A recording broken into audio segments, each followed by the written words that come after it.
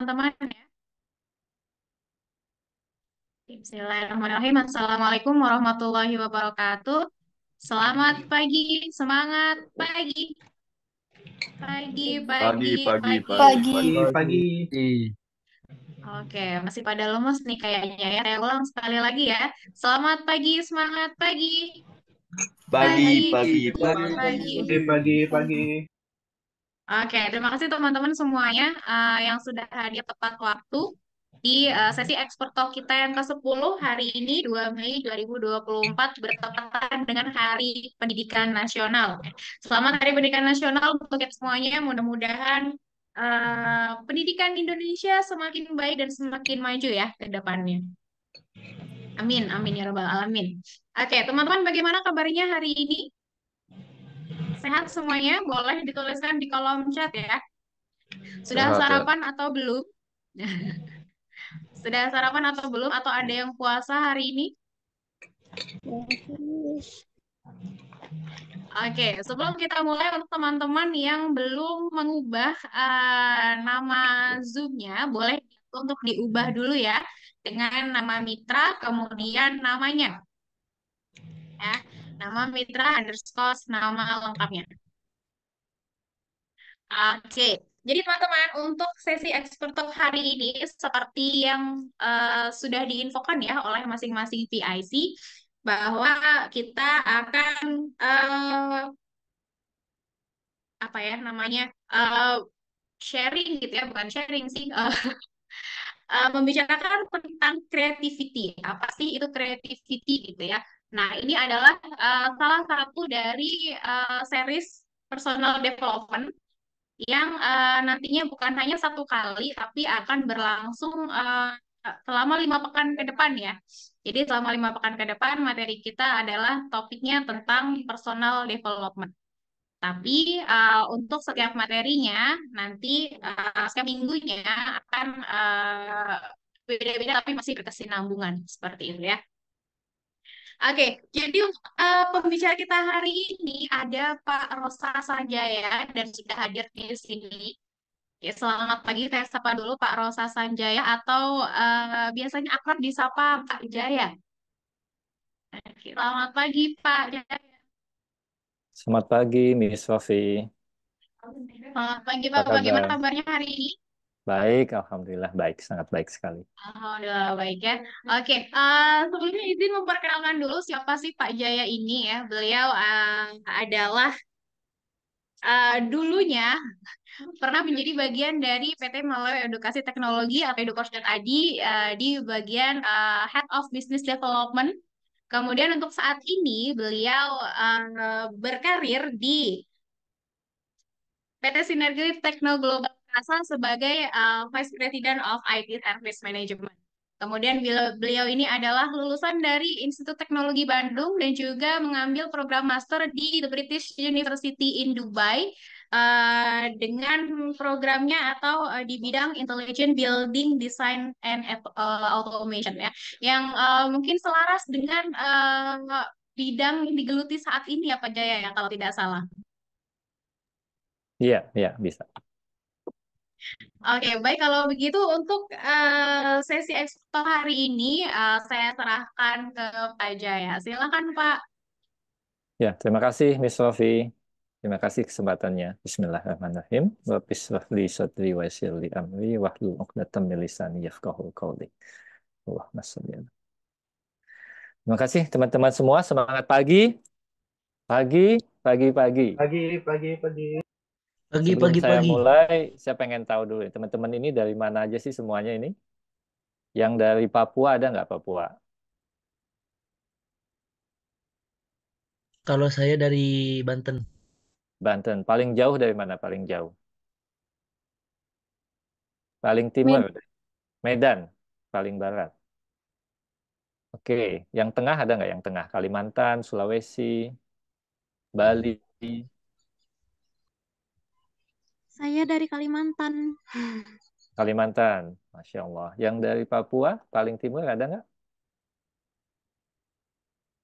Batam. Ada yang Batam. Coba di chat, di kolom chat. Pengen. Wah, Aceh ada ya. Aceh ya. Aceh. Paling jauh Bekasi ya, Bekasi harus pakai visa ya.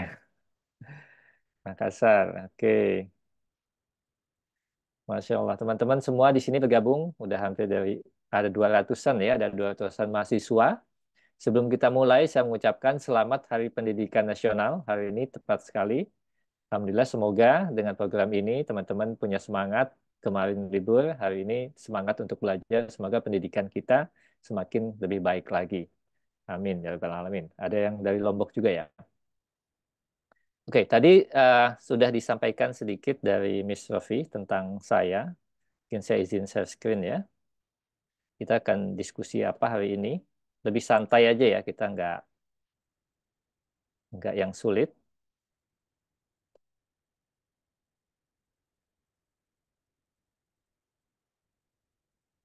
Oke, share screen saya sudah terlihat jelas. Sudah, Pak. Oke ya. Oke, ini sedikit tentang saya. Tadi saya aslinya saya dari Bangka Belitung. Saya lulusan dari ITB dan kemudian saya melanjutkan S2 di British University in Dubai. Tapi sebelum S2 saya bekerja dulu, lulus kuliah, saya bekerja di perusahaan sebagai memang di dunia IT karena saya lulusan teknik elektro di dunia IT, lebih banyak di dunia IT di proyek gedung dan juga sampai hari ini saya di perusahaan Sinergi Teknologi Global Perkasa itu juga masih di bidang IT.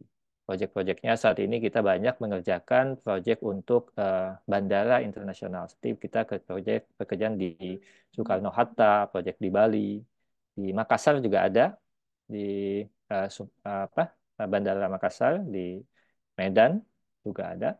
Nah, itu kami mengembangkan sistem-sistem untuk sistem IT-nya, sistem airport management system-nya seperti itu. Di sini ada teman-teman dari Kediri, ada. Nah, kalau ada Kediri juga salah satu yang proyek saat ini dikembangkan, airportnya baru, itu Doho, itu juga kami salah satu mengerjakan di situ juga. Oke, nah, apa sih diskusi kita hari ini? Nah, hari ini adalah kalau kita mengutip dari World Economic Forum, itu WEF 2023 kemarin, nah, jadi ada beberapa skill yang sangat dibutuhkan untuk di dunia kerja. Nah, jadi memang skill-skill ini saat ini teman-teman yang saat ini masih semester 5 ya, semester 5, semester 6, itu bentar lagi mau mungkin nyusun skripsi gitu ya. Nah, nanti di dunia kerja itu sebenarnya apa apa sih skill-skill yang dibutuhkan seperti itu. Nah, biasanya teman-teman juga mungkin agak bingung. Apakah nanti kuliah saat ini itu sesuai nggak dengan pekerjaannya nanti seperti itu? Relevan nggak sih seperti itu? Nah, itu yang menjadi eh, pertanyaan juga. Dan sebenarnya saat ini tuh banyak juga bidang-bidang ilmu, kuliahnya apa, pekerjaannya apa, seperti itu banyak juga. Jadi, tetapi tidak menutup kemungkinan bahwa memang eh, semua itu saya bilang fleksibel ya, kecuali kuliahnya memang yang memang sudah skill ya, misalkan contoh kedokteran gitu, itu dia nggak bisa masuk ke banking misalkan seperti itu ya. Dan misalkan dia kuliahnya keperawatan, tiba-tiba masuknya ke akuntansi gitu, mungkin agak berbeda gitu ya. Tetapi kuliah-kuliah yang sifatnya umum, seperti itu misalkan engineering, teknik, eh, akuntansi, manajemen segala macam itu pekerjaan-pekerjaan yang sangat mungkin sangat fleksibel untuk menyesuaikan nantinya. Nah, dari itu semua apa sih yang dibutuhkan gitu ya? Yang dibutuhkan adalah, nah, yaitu reskilling. Ada kebutuhan reskilling, yaitu di sini juga berdasarkan dari World Economic Forum ini bahwa 44% bahwa pekerja itu perlu adanya perubahan skill nanti di 5 tahun ke depan. Nah, skill apa aja sih yang saat ini di 2023 ini kalau kita lihat ada top 10 skillnya gitu ya yang dibutuhkan berdasarkan surveinya ya di waktu itu. Ini eh, report ini dibuat 1 Mei 1 Mei 2023 pas setahun yang lalu. Nah, itu skill-skill yang soft skill ya terutama ya. Soft skill itu adalah analytical thinking, creative thinking. Nah, ini adalah skill-skill yang sangat-sangat penting untuk kita uh, bisa kompetitif di dunia kerja. Nah, skill ini bagaimana kita membangunnya? Ada skill-skill yang memang skill yang sifatnya adalah kognitif gitu ya. Kognitif skill itu yang warna hijau ini, kognitif skill. Nah, contohnya nomor 1 dan 2 ini adalah kognitif skill, yaitu kemampuan kita untuk mengolah informasi, menganalisis, mengolah informasi, mengolah data, segala macam itu adalah kognitif. Jadi banyak sekali informasi yang kita terima sehingga kita harus punya kemampuan untuk menganalisis, mengolah data-data informasi tersebut. Nah, ada skill-skill yang sifatnya self-efficacy, artinya memang itu adalah awareness kita, development kita secara pribadi yang harus kita kembangkan. Di situ ya, contohnya tentang fleksibilitas, ketahanan, ketangguhan, gitu ya. Jadi nggak mudah stres, bagaimana kita bisa mengelola stres, itu juga skill-skill yang dibutuhkan untuk kita bisa kompetitif di dunia kerja saat ini. Juga ada di sini ada working with others, contohnya adalah empati dan active listening. Itu juga salah satu skill yang dibutuhkan. Jadi bagaimana kita bisa memahami, apalagi kita nanti bekerja dalam tim, kita bisa memahami bagaimana tim kita, rekan kerja kita, segala macam. Teman-teman juga dilatih biasanya kan di dalam kuliah itu ada tugas kelompok. Nah, biasanya itu tugas kelompok ini ada friksi juga ya, ada perbedaan pendapat, ada yang males-malesan, ada yang nggak ngapa-ngapain gitu kan. Ada yang cuma numpang nama doang gitu. Nah, itu biasanya banyak kejadian seperti itu. Tapi itu bagian dari kerjasama tim. Nah, kalau saya melihatnya kalau di kuliah itu kerjasama tim itu adalah misalkan ada tugas kelompok 5. Ada yang memang jago bikin tulisannya gitu. Nah, yang nggak jago ngapain? Yang nggak jago ya tinggal klik GoFood, siapin makanan. Nah, dia juga kan artinya membantu tim. Siapin makanan. Ada tim yang nyiapin tempat, kita ke kafe ini ya. Nah, itu dia juga bagian dari kerjasama tim. Jadi dia artinya itu kolaborasi. Ada yang menyiapkan tempatnya, ada yang nyiapin makanannya, ada yang bagian analisis datanya, ada yang bagian nulisnya. Itu bagian kerjasama tim. Jadi tidak semua harus menulis. Karena nggak semua jago nulis. Seperti itu. Gitu ya. Nah, ini di tahun 2023. Nah, ke depannya dalam eh, 5 tahun ke depannya, nah jadi sampai 2027 nanti diprediksinya ya, yang akan menaik itu ya, akan meningkat gitu ya, skill yang dibutuhkan itu adalah creative thinking. Masih ya, creative thinking, analytical thinking itu masih eh, nomor 1, 2 besar itu ya. Nah, kedepannya apa yang tumbuh itu adalah teknologi literasi. Literasi terhadap teknologi itu semakin penting.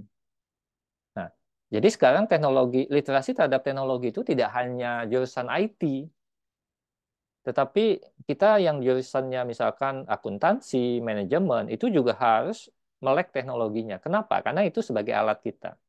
Kayak kita, kalau ibu rumah tangga itu, misalkan dia jadi ibu, dia bisa pakai pisau, artinya supaya dia bisa masak. Kalau dia nggak bisa masak, dia bisa pesan GoFood gitu kan. Nah, GoFood juga dia harus bisa, nggak gaptek gitu. Artinya kemampuan menggunakan teknologi itu adalah menjadi basic knowledge dan basic needs nanti ke depannya gitu. Contoh adalah menggunakan komputer, menggunakan software-software yang dibutuhkan itu menjadi penting. Gitu ya. Dan kemampuan AI, big data saat ini juga semakin penting. Kenapa sih itu dibutuhkan? Karena mungkin zaman dulu gitu ya, zaman 30 tahun yang lalu, 40 tahun yang lalu, atau 20 tahun yang lalu, itu nggak terlalu dibutuhkan. Kenapa? Karena informasi itu tidak banyak seperti sekarang ini. Sekarang itu informasi sangat banyak. Kita sekali buka aja satu website itu informasi banyak sekali. Ya. Jadi bagaimana kita bisa memilah-milah data yang memang data itu qualified dan data itu memang data-data yang dibutuhkan oleh kita. Kalau teman-teman lihat, misalkan teman-teman buka Instagram gitu, ya, itu sekali buka banyak banget kan yang keluar gitu kan.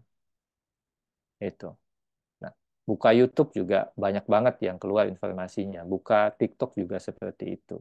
Nah, semakin banyaknya informasi yang kita terima, kalau kapasitas otak kita itu nggak kuat, kitanya stres dengan informasi yang banyak tadi.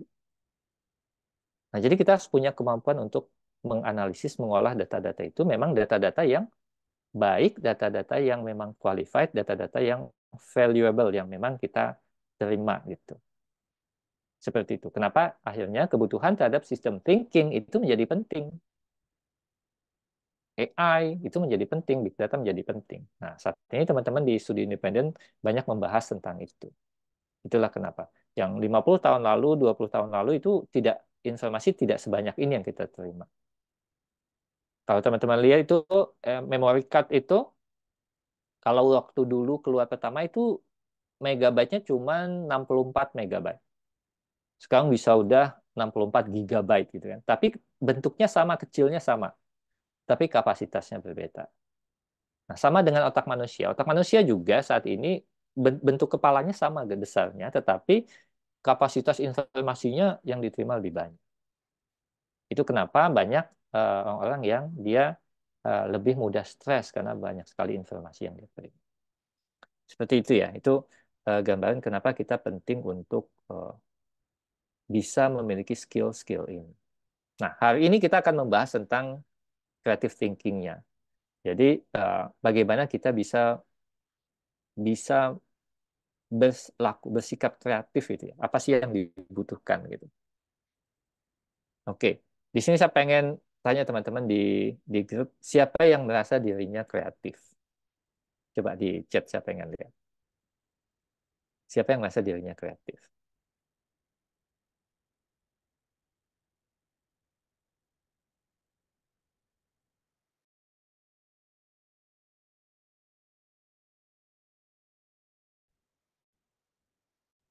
Ada yang merasa kreatif?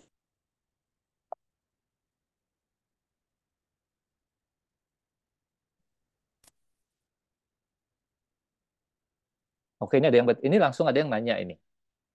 Kamu nanya boleh ya di grup ya, kita santai aja. Jika ada sebuah tim dengan ketimpangan talent di mana talent X memiliki kuantitas yang lebih banyak dan talent Y dan Z kurang atau bahkan tidak ada banyak. Bagaimana manajemen timnya gitu ya. Ya tadi itu ini pertama kita kita petakan dulu masing-masing itu punya kapasitas apa sih, kemampuan apa gitu, kapabilitasnya apa. Ini kita bagi.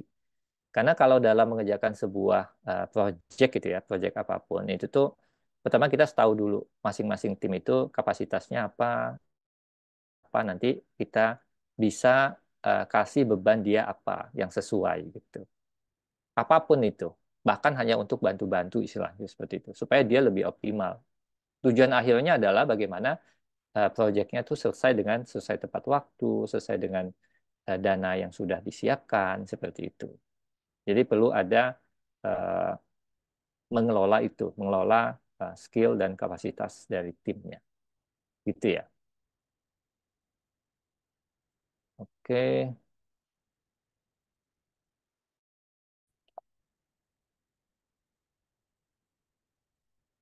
saya balik ke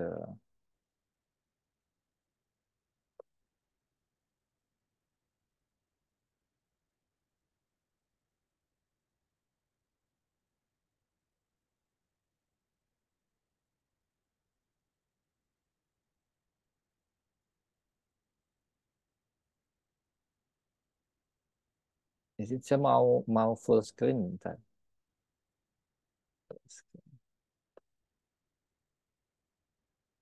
Oke.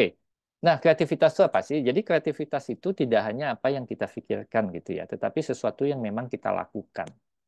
Jadi kalau masih masih masih difikirkan itu masih di dalam eh, apa otak itu masih dalam pikiran itu belum menjadi hal yang kreatif. Tetapi sesuatu yang kita pikirkan tadi kita lakukan dan kita coba, nah itulah menjadi suatu kreativitas.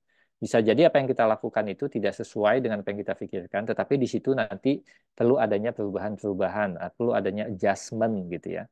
eh, dari apa yang kita pikirkan dan ternyata agak berbeda dari kenyataannya seperti itu. Nah, itu memang eh, perlu perlu ada perubahan di sana. Dan kita itu sifatnya fleksibel begitu ya. Nah, jadi kreativitas itu memungkinkan kita untuk bisa berkembang di dunia yang selalu berubah dan membuka kemungkinan yang tak terbatas. Jadi saat kita di dunia nyata gitu ya, di dunia nyata itu dalam arti kalau teman-teman sudah selesai kuliah gitu di dunia kerja, tidak semuanya itu sesuai dengan textbooknya gitu, tidak selalu sesuai dengan teorinya di buku gitu. Nah, kita perlu adanya penyesuaian-penyesuaian. Nah, misalkan gini, kita sudah merencanakan suatu proposal gitu, terus habis itu kita uh, presentasikan ke manajemen atau kalau teman-teman ke dosen saat membuat tugas atau proyek atau apapun. Dan ternyata pada saat presentasi itu ada hal-hal yang tidak sesuai yang dibayangkan. Nah, itu perlu ada perubahan-perubahan itu. Adjustment itu sesuatu yang challenging, yang kadang kita menganggapnya itu menyusahkan. Tapi padahal itulah sebuah perubahan yang perlu kita hadapi. Dan itu di dunia nyata saat kita kerja nanti banyak sekali akan kita temukan hal-hal seperti itu. Itu kenapa kita butuh cepat untuk bisa menyesuaikan, adaptif terhadap perubahan-perubahan itu.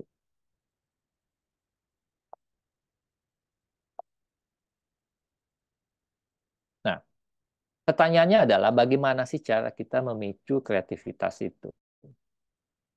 Jadi memang perlu ada eh, biasanya biasanya kita itu selalu berpikir bahwa kreatif itu selalu identik dengan desainer itu ya, yang membuat lukisan atau membuat atau cang misalnya. Padahal kreativitas itu tidak ada yang berpikir bahwa saya nggak jago gambar, berarti saya nggak kreatif itu. Bukan itu ya, bukan kreativitas itu bukan tentang dia jago gambar, dia jago apa gitu, bukan bukan itu. Dia bukan jago seni itu kreativitas juga, tetapi kita bicara dalam konteks yang melebihi itu. Kita bicara dalam hal konteks menciptakan solusi, kreativitasnya di situ. Gitu. Jadi bagaimana kita ada suatu problem, ada suatu masalah yang kita bahas, itu bersama-sama tim kita pecahkan dalam masalah itu dalam bersama gitu. Nah, itu bentuk kreativitas seperti itu. Bagaimana kita bisa komunikasi, berkolaborasi, menciptakan solusinya itu kreativitas di situ. Nah, seperti halnya perangkat-perangkat yang kita temukan sekarang ini juga semua perangkat-perangkat teknologi atau perangkat apapun yang kita temukan itu adalah bentuk dari kreativitas. Bentuk dari bagaimana orang menciptakan suatu solusi untuk memudahkan kehidupan manusia seperti itu. Makanya berkembang teknologinya berkembang. Tapi setelah perangkat itu atau teknologi yang tercipta, pasti akan ada lagi masalah-masalah baru yang muncul dari adanya teknologi tadi. Itu disebutnya dengan fenomena teknologi bahwa ketika sesuatu tercipta yang tadinya untuk menyelesaikan masalah manusia, tapi nanti akan ada masalah yang timbul dari atas terciptanya produk tadi. Itu. Misalnya korek api gitu ya, tercipta gitu kan korek api untuk memudahkan yang dulu kalau mau nyalin api pakai kayu gitu lama atau pakai batu gitu ya. Nah, terciptalah korek api yang menciptakan dengan mudah. Tapi masalah yang timbul dengan korek api tadi adalah terciptanya kebakaran yang mudah juga gitu. Nah, nanti masalah itu muncul, ada lagi solusinya. Solusinya orang menciptakan teknologi untuk fire alarm system misalkan. Gitu. Jadi akan selalu kayak gitu, akan selalu kayak gitu. Jadi pasti akan muncul masalah baru lagi, dan itu perlu ada solusi selanjutnya. Gitu. Nah, tadi bagaimana menciptakan memicu kreativitas itu. Jadi di sini kita akan membahas berdasarkan bukunya Tina Silik. Itu adalah dia salah satu profesor di Stanford University. Dia menciptakan sebuah konsep yang disebut dengan innovation engine. Dia banyak memberikan materi-materi kayak ke Google seperti itu ya, ke Google, ke Apple. Dia menyebutkan ada 6 karakteristik orang yang benar-benar kreatif itu ya. Nah, di sini kalau kita lihat ada satu bagan itu ya, satu skema. Kata teman lihat tuh kayak bentuk segitiga atau segi berapa gitu ya. Nah, itu dia menyebutnya ini sebagai innovation engine, mesin inovasi. Nah, di sini ada gimana cara bacanya ini? Kalau kita lihat, cara membacanya adalah ini ada bagian dalam internal itu ada imagination, knowledge, dan attitude. Dan ada bagian luarnya. Bagian luarnya adalah habitat, resources, dan culture. Jadi mesin inovasi ini yang diciptakan oleh Tina Silik ini membahas tentang 6 karakteristik ini. Jadi ada internal factor, ada faktor internal, ada juga faktor eksternal. Nah, kita akan bahas satu-satu ini. Kita akan bahas dari mana? Kita bahas dari dalam dulu.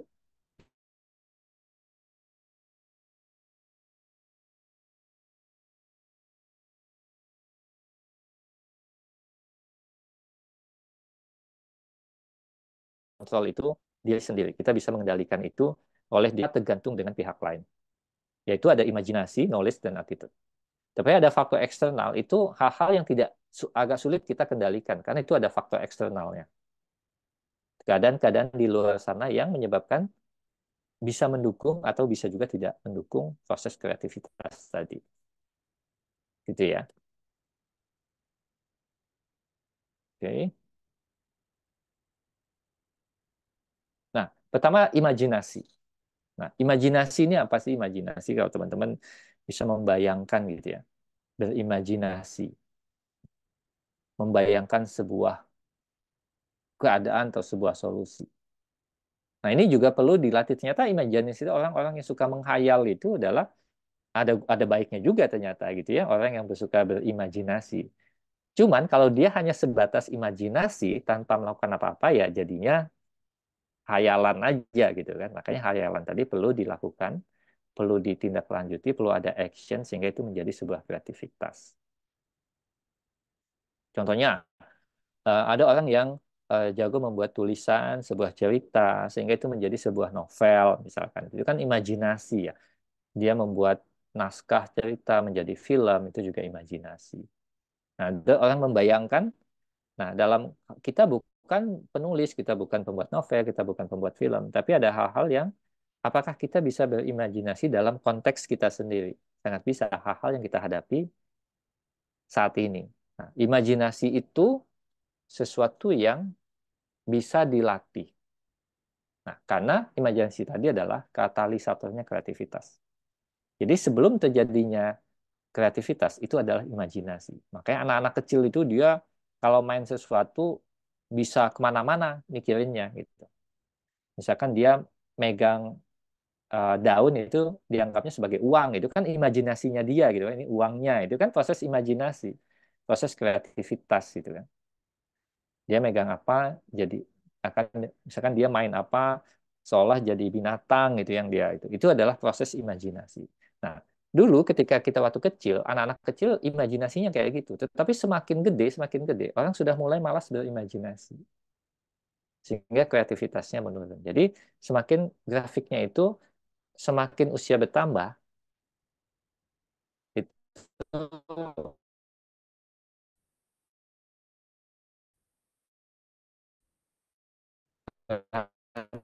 rata-rata malas berimajinasi. Itu kenapa dilatih. Bagaimana melatihnya? Itu yang pertama adalah ada namanya reframing problems, yaitu melihat sebuah masalah itu dari berbagai perspektif. Jadi masalah yang dihadapi itu tidak satu lensa melihatnya. Jadi ada dari berbagai sisi. Itu salah satunya. Misalkan eh, teman-teman kenapa kalau kita kerja kelompok itu kalau di dunia kerja nantinya itu kelompok itu atau tim itu biasanya itu eh, interdivisi, artinya gabungan dari banyak divisi.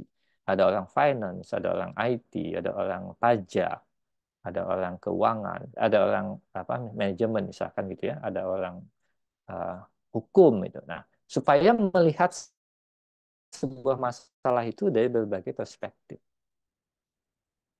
Karena seorang engineer akan berbeda cara pandangnya dengan seorang hukum gitu. Bukan tujuannya untuk saling mematahkan, tetapi tujuannya adalah untuk saling mengembangkan, mengeksplorasi sebuah masalah. Nah, di situ kita perlu bisa berkolaborasi dengan antar tim. Gitu.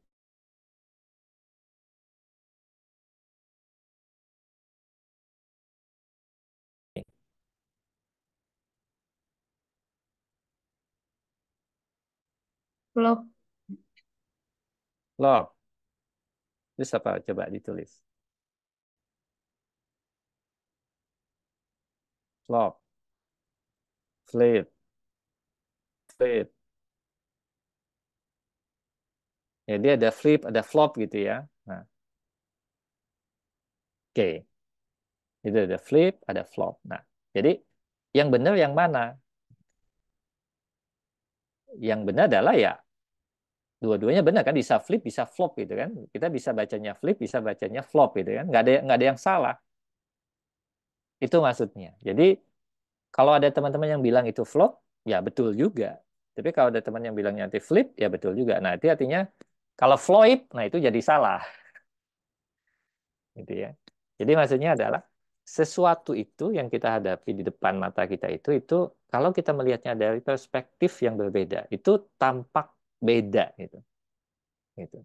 Sehingga bisa jadi solusinya akan berbeda. Gitu. Gitu ya. Jadi uh, itu maksudnya adalah reframing problem. Jadi kita mendefinisikan kembali, mereframe ulang masalah yang kita hadapi. Gitu. Teman-teman di sini ada yang pernah ke IKEA nggak? Yang di Jakarta atau ya IKEA gitu ya. IKEA pernah itu ya ada nah ke IKEA. Nah, nanti teman-teman yang belum pernah googling aja IKEA gitu ya. Itu salah satu eh, apa contoh reframing problem yang unik yang bagus gitu ya. Jadi IKEA itu awalnya itu dia beda dengan perusahaan furniture biasa gitu ya. Kalau IKEA itu semua orang itu self service masuk ke dalamnya itu. Kalau mau beli ngambil sendiri, ngambil ke gudangnya sendiri gitu. Nanti ke kasir sendiri. Beda kalau di furniture lain itu diambilin gitu, diambilin nanti bayar di kasir tinggal bawa pulang. Nah kalau IKEA nggak, dia self service semuanya ngambil sendiri. Awalnya adalah karena awalnya dulu ketika ketika toko buka itu orangnya banyak, ketika beli itu karyawannya nggak bisa melayani pelanggan-pelanggannya sehingga menyebabkan antrian yang banyak. Karena pembelinya banyak, harus dilayani, sedangkan petugasnya sedikit, bukan sedikit ya kurang gitu ya. Sehingga solusinya apa? Solusinya menambah karyawan. Kalau menambah karyawan itu kan menambah biaya. Artinya harus merekrut karyawan baru dan menambah biaya untuk melayani customer yang banyak tadi. Nah, itu sebuah solusi.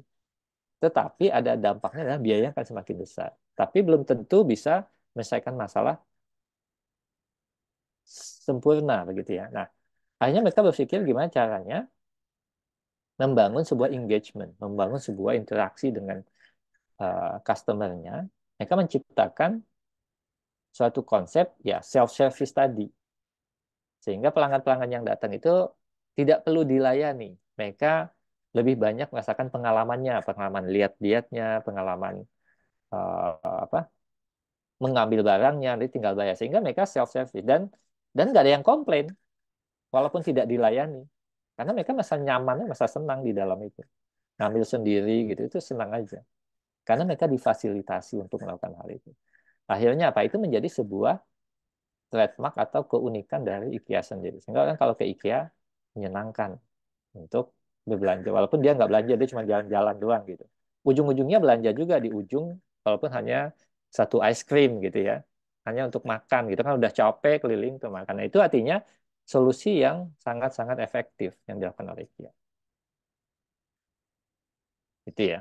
Jadi, nah nanti di dunia kerja itu kita akan menemukan banyak-banyak hal-hal seperti itu yang kita harus berpikir gimana solusinya. Karena kalau saat ini teman-teman bikin makalah atau bikin project gitu ya, bikin tesis gitu, teman-teman tuh nggak mikir biaya, nggak ada komponen biaya di sana. Tapi kalau nanti di dunia kerja itu ada komponen biaya. Ketika solusi yang ditawarkan itu impact terhadap biayanya gimana? Itu yang akan menjadi salah satu bahan pertimbangan juga. Dan itu yang perlu difikirkan. Itu ya. Nah, contohnya ini. 5 tambah 5 berapa? Semua tahu ya 5 tambah 5. Tapi kalau sekian tambah sekian sama dengan 10. Nah, ini adalah suatu permasalahan yang kita reframe. Nah, kalau 5 tambah 5 itu hasilnya pasti 10. Tapi kalau titik-titik tambah titik-titik hasilnya 10, berapakah titik-titik? Itu peluangnya banyak ya. bisa 3 tambah 7, 2 tambah 8, nggak terbatas bahkan. Nah, itu di situ maksudnya itu kreativitas itu, solusinya itu tak terbatas, nggak cuma satu, nggak eksak seperti 5 tambah 5. Nah, itulah konsep dari reframing tadi. Jadi ketika kita melihat masalah itu, kita yakin bahwa masalah itu pasti solusinya ada banyak gitu. Dan mana yang paling tepat, ya nantinya sesuai dengan tolak ukur yang kita inginkan. Misalkan dari sisi biaya tolak ukurnya gitu. Seperti itu ya. Oke. Oke, nah sebelum ke sini teman-teman ada yang mau ditanyain dulu nggak? Tentang reframing problems ini. Silakan teman-teman yang ada eh, yang mau nanya. Kita sambil diskusi.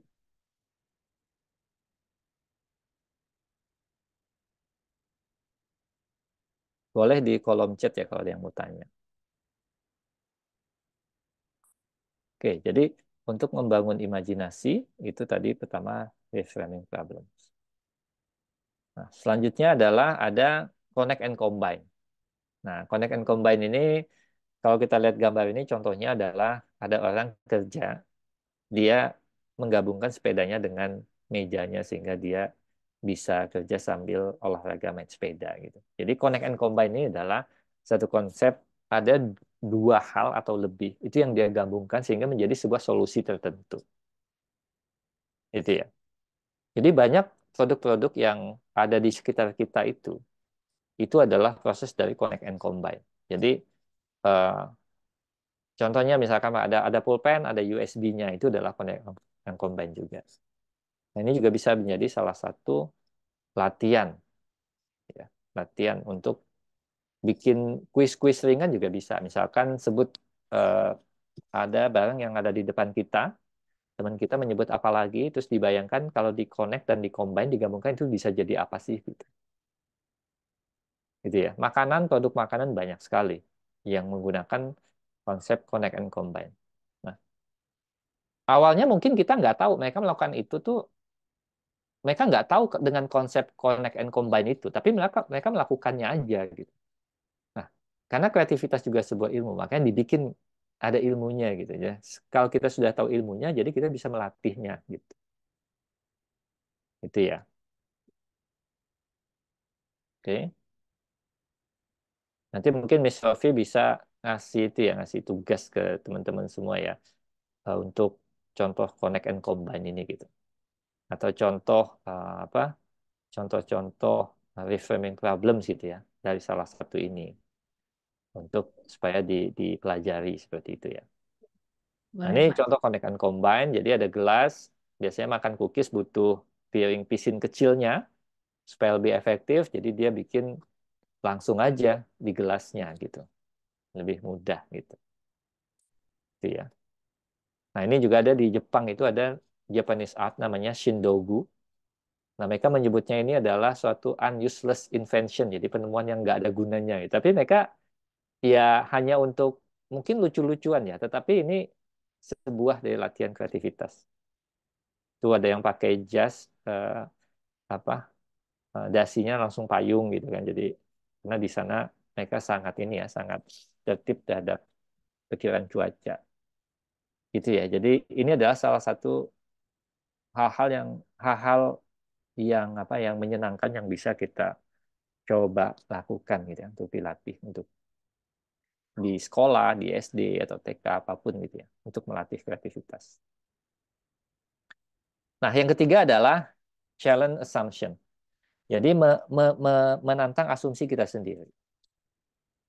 Nah, biasanya kita itu ketika ada sesuatu permasalahan yang kita hadapi, itu tuh kita punya asumsi. Asumsi kayaknya proposal saya ditolak deh gitu. Kayaknya dosen saya akan banyak mencoret tesis saya ini. Kayaknya kelompok teman saya ini pada malas-malasan. Kita punya asumsi-asumsi yang menghambat. Kayaknya dia nggak mau deh ketemu saya, gitu. Nah, asumsi-asumsi itu yang kadang membuat kita takut untuk maju, takut untuk melakukan sesuatu. Karena kita punya asumsi yang sebenarnya itu asumsi itu ya hanya asumsi kita aja dan belum tentu benar. bisa jadi benar, tetapi belum tentu benar. Itu. Nah, asumsi itu yang harus kita tantang. Oh, itu cuma asumsi. Ngapain saya pikirkan gitu. Itu maksudnya. Jadi kalau kalau bisa asumsi itu semua yang pasti. Coba saya mau tanya deh. Di sini siapa yang misalkan kalau ketemu orang itu takut kalau dia misalkan nanti gimana-gimana gitu. Pasti semua pernah kayak gitu. Saya pun pernah kayak gitu. Ketika saya membuat proposal, ini membuat proposal, nanti saya akan presentasi, saya punya asumsi. Kalau nanti gini gimana ya, kalau nanti gini gimana ya. Dan itu menjadi pikiran akhirnya presentasinya malah makin jelek. Nah, asumsi-asumsi itu, kalau asumsi itu adalah sesuatu yang bisa diukur, itu kita bisa buat mitigasinya, mitigasi plannya. Dulu waktu di SMA, teman-teman kalau kalau sekolahnya misalkan jurusan IPA itu ada fisika belajar itu selalu ada soal-soal tuh ada tulisan gini dengan asumsi bahwa eh, apa gesekan angin diabaikan gitu untuk menghitung sesuatu itu tuh ada soal-soal dibuat asumsi seperti itu. Memang asumsi itu adalah sesuatu yang baik sebenarnya. Kita berasumsi. Tetapi asumsi yang baik itu adalah asumsi yang ada tolak ukurnya.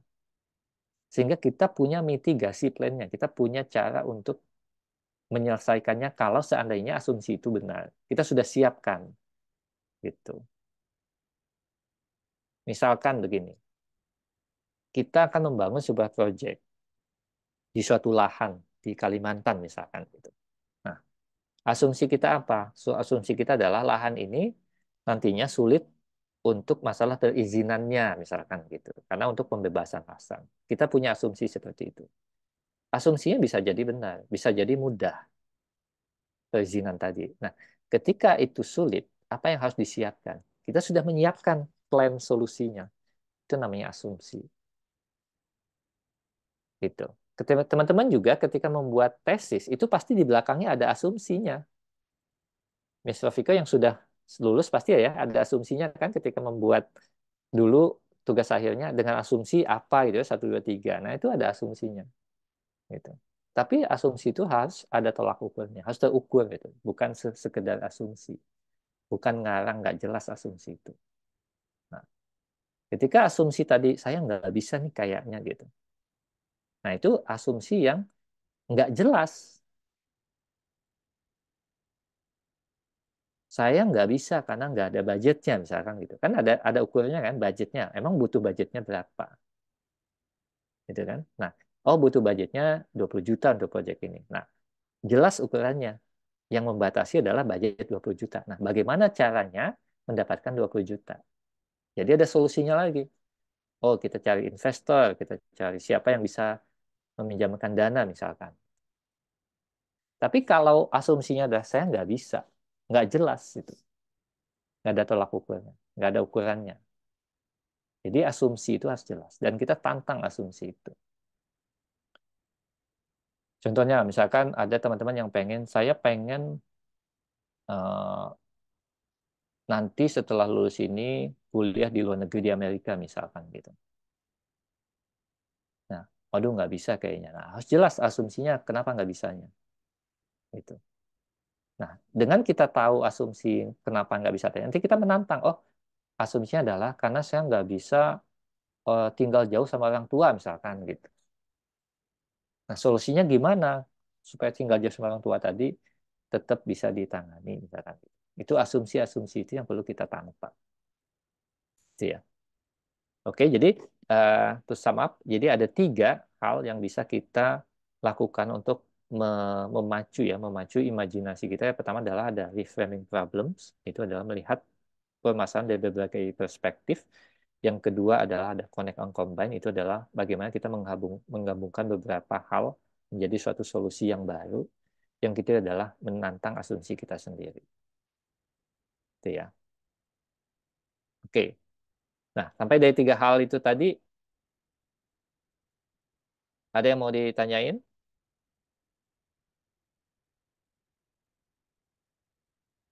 Oke. Nah, jadi kita tadi ngebahas yang imajinasi ya, imajinasi.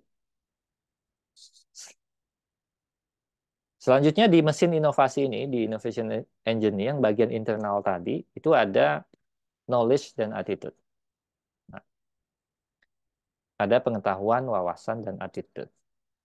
Imajinasi, imajinasi itu akan sangat sempit kalau kita wawasannya sempit.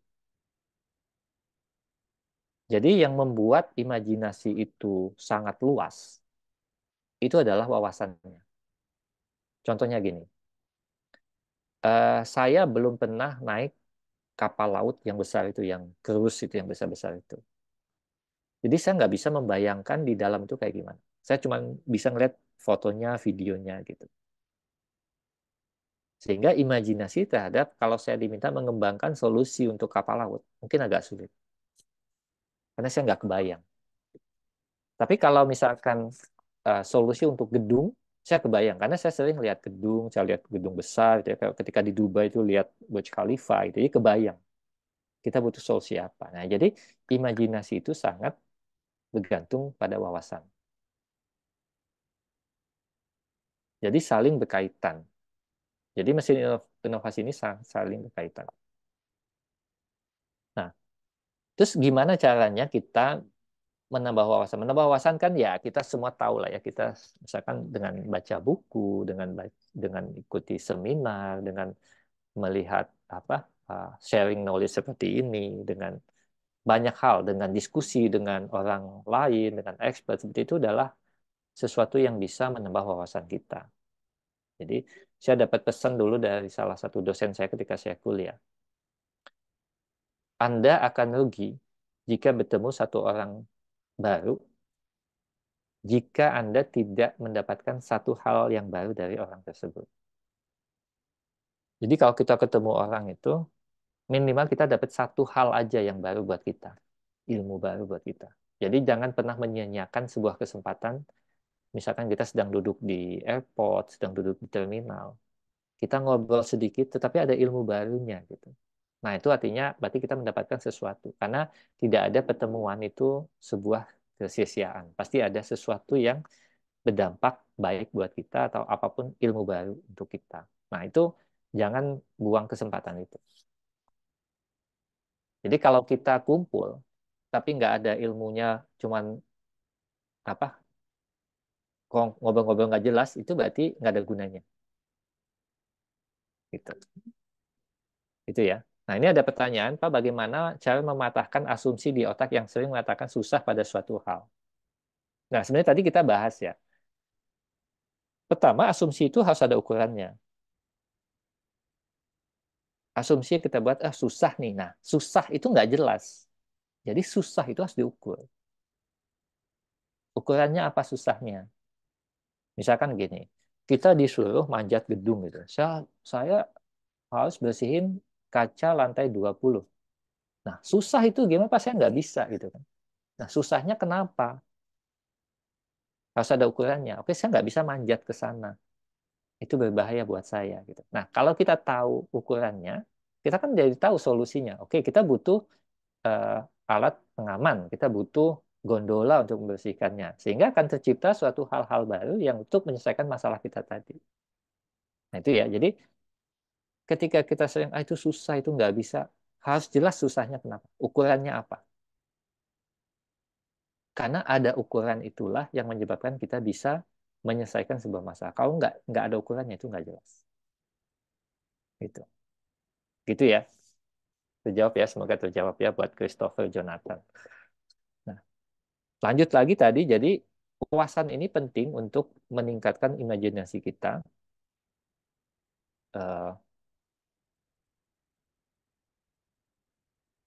Saya masih kelihatan nggak?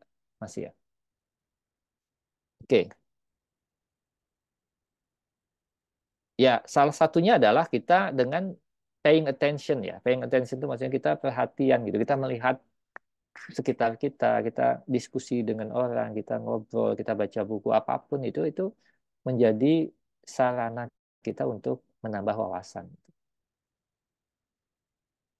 Itu ya. Jadi knowledge semua teman-teman tahu. Jadi masing-masing teman-teman tahulah cara meningkatkan knowledge gitu ya. Nah, kalau kita di Islam itu ibaratnya kita iqra gitu ya. Kita baca gitu, membaca, paying attention. Oke. Selanjutnya adalah ada di mesin university tadi yang internal factor itu selain imajinasi, knowledge, dan selanjutnya adalah yang ketiga adalah attitude. Ini sikap.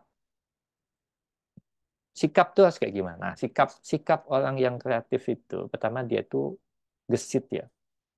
Dia gesit itu dalam arti dia itu selalu terbuka dengan masalah yang ada di depan, ada situasi segala macam. Dia terbuka, dia terima dulu, dia terbuka. Baru nanti dia nggak langsung defense gitu, langsung menolak keadaan itu. Tapi dia terima dan baru dia memikirkan nanti solusinya mau kayak gimana. Dan dia yakin setiap masalah itu pasti ada solusinya. Jadi titik-titik tambah titik-titik sama dengan 10. Nah, pasti ada solusinya titik-titik itu. Apapun itu solusinya. Jadi nggak ada solusi ini salah, solusi ini benar, nggak ada. Makanya sekarang itu anak-anak belajarnya berbeda. Kalau dulu 1 tambah 1 2 gitu. 3 kali 3 9. Nah, tapi sekarang dibuatnya lebih open, jadi lebih terbuka. Soal-soal itu soal-soal terbuka. Supaya anak-anak itu bisa berpikir banyak solusinya. Dan tidak ada solusi yang salah. Nah, cara belajar sekarang kan lebih kayak gitu ya, anak-anak sekarang itu. Jadi, nggak ada yang salah karena masing-masing punya asumsi, masing-masing punya pandangan. Tinggal masalahnya adalah solusi mana yang mau kita ambil, solusi mana yang kita tinggalkan. Dan itu tergantung dengan tolak ukur yang mau kita buat. Tolak ukur yang kita buat. Misalkan, ada suatu masalah A gitu ya. Masalah A ini ada 5 orang yang akan menyelesaikan. Nah, masing-masing membuat solusi.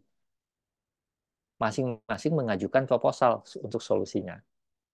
Apakah dari 5 ini ada yang benar, ada yang salah? Nah, harusnya nggak ada. Tapi ada tolak ukurnya. Tolak ukurnya adalah apa? Tolak ukurnya adalah masalah A ini harus diselesaikan dalam waktu 1 bulan. Budget 100 juta misalkan. Gitu. Itu tolak ukurnya. Nah, si A bisa menyelesaikan 1,5 bulan. Budget 100 juta pas. Berarti nggak sesuai. Si B bisa menyelesaikan dalam 2 minggu, tapi budget 200 juta. Berarti nggak sesuai. Si C bisa menyelesaikan, nomor 3, bisa menyelesaikan dalam waktu 3 minggu, budget 80 juta. Nah, dia bisa jadi sesuai. Waktunya kurang dari sebulan, budgetnya pas. Nah, jadi tergantung tolak ukur yang dibuat. Gitu. Pasti semua ada solusinya. Nah, tolak ukur itu bisa macam-macam, bisa budget. Kalau di dunia kerja nanti bisa budget, bisa waktu. Bisa jadi sumber daya yang dibutuhkan. Berapa orang yang dibutuhkan untuk ngerjain itu. Itu, kayak gitu. Itu ya. Jadi sikapnya itu seperti apa? Sikap seorang yang kreatif itu, kita tuh jangan seperti penyusun puzzle. Penyusun puzzle itu maksudnya gimana sih? Jadi penyusun puzzle itu, kalau ada satu bagian puzzle nggak ada, itu puzzle nggak lengkap. Nggak jadi, nggak dianggap selesai. Gitu ya. Jadi kalau ada satu hilang, itu puzzle tuh nggak akan pernah dianggap selesai. Itu nggak sempurna si puzzle. Nah, seharusnya kita kayak gimana? Seharusnya kita sebagai tukang tenun aja. Nah, tukang tenun, terus tiba-tiba di tengah bolong. Harus diapain tuh? Ya dicari aja benang yang sesuai. Cari aja benang bisa disambung-sambung. Atau pelukis gitu. Ya, catnya yang hijau hilang. Ya, dia akan mencoba dengan cat biru, dia buat sebagai apa gitu. Jadi, artinya nggak akan, nggak, tidak menyebabkan itu sebuah masalah. Tapi kalau tukang susun puzzle, ya puzzle-nya hilang, ya dia nggak bisa ganti tuh. Nggak bisa lagi mau dibikin puzzle baru, bikin warna baru, susah karena udah beda gitu. Gitu. Jadi maksudnya adalah bukan salahnya main puzzle, bukan, tetapi kita jangan berpikir seperti penyusun puzzle maksudnya tuh gitu. Jadi kita harus lebih fleksibel. Sikap seorang yang kreatif itu dia fleksibel, dia gesit dan dia yakin. Itu ya. Oke, itu 3 hal tadi, 3 internal factor yang perlu kita kembangkan untuk membangun kreativitas. Yang pertama adalah imajinasi, bagaimana kita membangun imajinasi. Yang kedua adalah bagaimana kita meningkatkan wawasan. Yang selanjutnya bagaimana kita bersikap seorang yang kreatif tadi. Gitu. Nah, dari ketiga internal faktor ini sampai di sini dulu, teman-teman ada yang mau ditanyakan? Silahkan.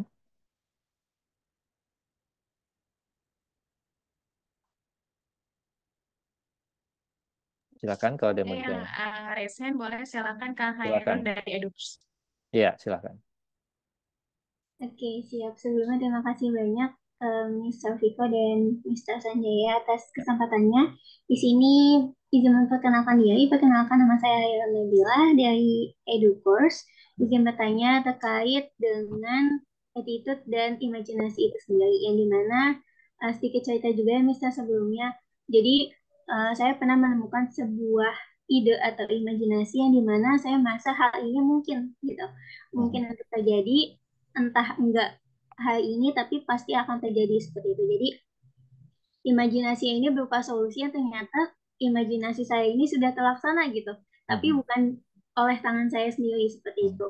Nah, bagaimana sih cara kita untuk kayak meyakinkan kalau ide kita tuh mungkin loh untuk terjadi, dan hal apa yang membuat kita tuh semangat untuk mewujudkan imajinasi tersebut, karena imajinasi tersebut kadang nggak relevan gitu ya dengan misalkan dengan program studi saya, seperti misalnya saya program studinya latar belakangnya pendidikan, tapi imajinasi saya ini mengacunya ke teknologi seperti itu. Jadi ketika saya lagi menanam benihnya gitu ya untuk kayak misalnya mempelajari tentang teknologi, ternyata solusi itu atau imajinasi saya itu udah terlaksana gitu. Jadi saya merasa kayak ketinggalan, atau misalnya oh ya udah berarti kita ganti lagi nih untuk imajinasi-imajinasi lainnya. Kalau menurut Mr. Sanjaya seperti apa?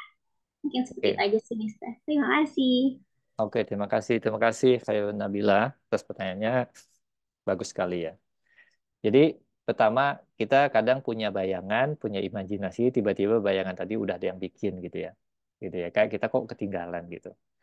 Pertama itu tadi, di awal disebutkan bahwa kreativitas itu adalah bukan apa yang kita pikirkan, tapi apa yang kita lakukan. Nah, itu menunjukkan bahwa konsep tadi betul ya. Jadi kalau kita cuma mikirkan aja, itu belum menjadi sebuah aktivitas sampai kita melakukan itu. Yang kedua adalah, kita nggak bisa mengklaim imajinasi. Imajinasi itu sifatnya public domain, artinya umum. Siapapun boleh berimajinasi apapun. Nah, kita nggak bisa mematenkan. Misalkan tadi, Khairul Nabila bayangkan, saya udah bayangin itu, tiba-tiba ada yang bikin. Itu nggak bisa diklaim, punya kita, nggak bisa. Karena itu sifatnya public domain. Siapapun boleh. Gitu. Kita nggak tahu orang membayangkan apa, kayak gimana. Sampai ketika Nabila membuat sesuatu, udah ada prototipenya, udah bikin, tiba-tiba yang lain bikin juga. Nah, tapi kalau Nabila tidak mengklaim itu yang dibikin, ya orang lain bisa bikin juga. Gitu. Artinya, ya siapa cepat aja. Jadi yang namanya kreativitas itu siapa yang cepat aja. Nah, tetapi yang namanya kreativitas itu tidak harus sesuatu yang baru, yang benar-benar tadi yang nggak ada jadi ada. Bisa jadi sesuatu yang sudah ada diperbaiki. Contohnya apa? Contohnya semua yang dibikin Apple itu adalah bentuk inovasi, perbaikan dari yang sudah ada, gitu produk-produknya, gitu. Bukan sesuatu yang baru yang nggak ada. Teleponnya udah ada, ya kan? Alat pendengar musiknya sudah ada zaman dulu juga, tapi dia membuat sesuatu yang baru dengan kreativitasnya, kayak gitu. Jadi ketika kita punya pikiran sesuatu, imajinasi atau apa, kalau kita merasa itu bagus, ya bikin itu sebuah apa yang kita bisa lakukan, yang bisa kita buat. Itu disebutnya prototype. Nah, nanti next setelah ini, sesi berikutnya adalah uh, kita akan membahas tentang bagaimana kreativitas tadi itu bisa di-actionkan. Nah, itu ada nama kelasnya nanti, kita nyebutnya dengan design thinking. Itu sebagai contohnya ya. Jadi kalau sekarang kita nggak tahu nih, kita sekarang membahas tentang kreativitasnya dulu nih. Sikap yang harus kita miliki, apa yang harus kita pahami tentang kreativitas itu. Nanti di next session ya, kita akan membahas tentang bagaimana supaya kreativitas itu bisa dibikin. Supaya jadi gitu. Supaya jadi sesuatu. Walaupun kita pendidikan, nggak harus bidang teknologi. Sebagai sharing aja, salah satu tempat saya bekerja sekarang, Sinergi Tekno Global Perkasa itu CEO-nya adalah orang pendidikan dulu. Orang kuliah pendidikan. Dia sama sekali nggak kuliah IT. Tapi sekarang perusahaannya adalah perusahaan IT. Dia lulusan pendidikan. Challenge yang dihadapi apa? Challenge yang dihadapi adalah dulunya. Karena dia bidangnya kuliah S1 pendidikan, itu dia susah sekali naik jadi manajer IT. Karena dia bukan orang IT, bukan lulusan teknik elektro, bukan teknik komputer, informatika, bukan itu. Sehingga dia sangat susah untuk naik menjadi manajer IT. Dia hampir berapa belas tahun akhirnya jadi manajer IT juga. Tapi setelah setelah dilibas-libas, setelah dianggap nggak sesuai, tapi pada akhirnya jadi juga. Tapi setelah itu akhirnya bikin perusahaan sendiri, ya jadilah perusahaan ini, semua proyeknya proyek IT. Gitu. Jadi itu juga salah satu attitude bahwa asumsi, sikap kita terhadap asumsi kita, saya orang pendidikan, saya bukan orang IT. Itu juga adalah challenge assumption.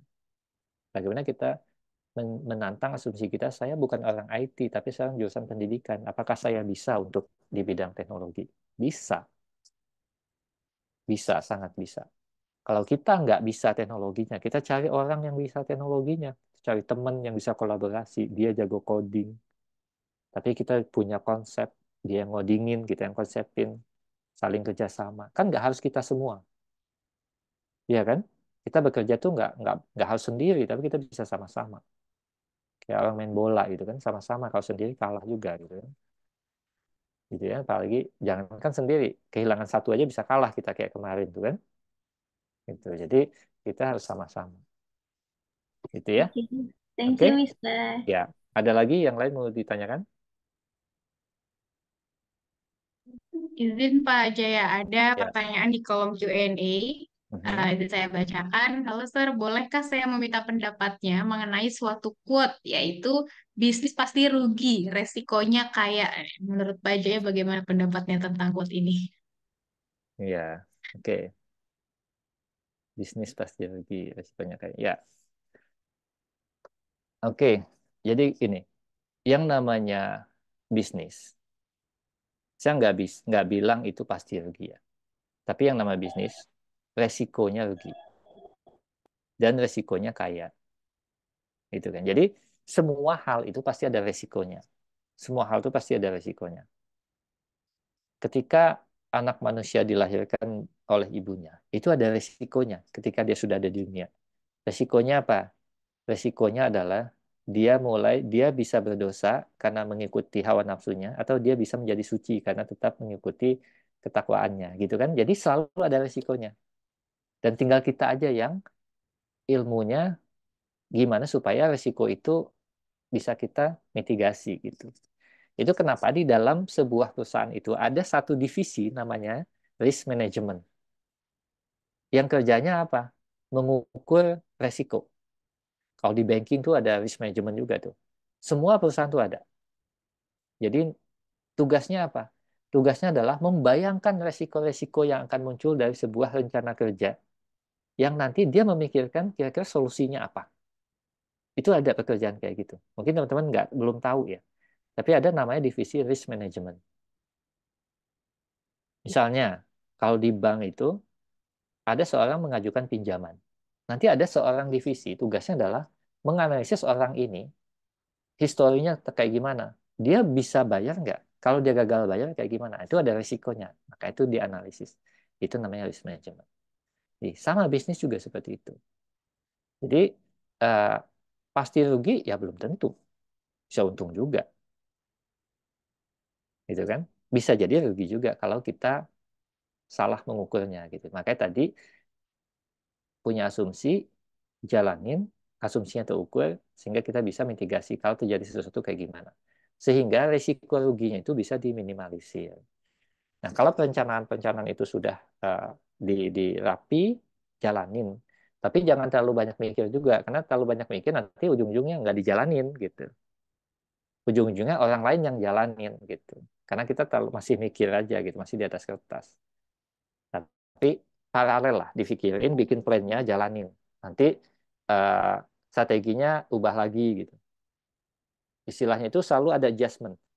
Kalau sekarang itu namanya agile. Kalau kalau development sekarang itu namanya agile, mungkin teman-teman sudah mendapatkan itu ya di kuliah tentang IT, development ya, web development atau apapun. Itu agile itu artinya perubahan itu cepat, iterasi itu cepat. Ada perubahan, adjust lagi, perubahan adjust lagi, nggak nunggu harus selesai semua. Sama bisnis juga gitu, agile. Jadi budgetnya sedikit, ketika ada sesuatu yang tampak ada perubahan, mulai di adjust lagi, seperti itu ya. Oke, ada lagi pertanyaan?